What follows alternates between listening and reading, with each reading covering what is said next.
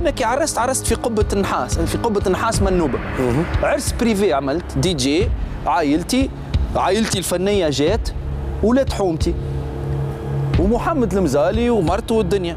اشترى البوليسيه نتاع تونس جات، كانت فما فرقه الارشاد، نلقاهم واقفين في الباب يعسوا على عرسي ويعسوا على محمد المزالي وعلي انا، تحطيت في الليسته الحمراء. هذا عمري ما حكيته، عمري ما نحب نحكيها، جبت موضوع تلمو كنت باش نمشي نتعارك معاهم، مهبول انا مقربع، كنت باش نبلبزها. كيفاش هما يجيوا العرسي ويعسوا عليا يا اخي. من بعد انا نجم نتعدى من النقيض للنقيض. من بعد مشيت لهم كي وصلت الباب جاني واحد قال لي لطفي ما تبلبزياش، في عهد زين العابدين نحكي لك راهو. مشيت لهم قلت لهم تعرفش كيف انتم تعسوا علينا وتعسوا على عرسنا، باش نعمل لكم طاوله ورا محمد المزالي. لانه فما زاد حكايه مغلوطه في حق محمد المزالي، شوهوا له سمعته عهد زين العابدين وقالوا سارق وهرب بفلوس الشعب.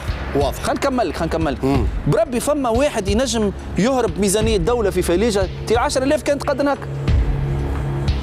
تفهم فيا ولا؟ ومحمد المزالي اللي يقولوا عليه هرب ميزانيه الدوله عنده ولاده مازالوا كارين لتوا.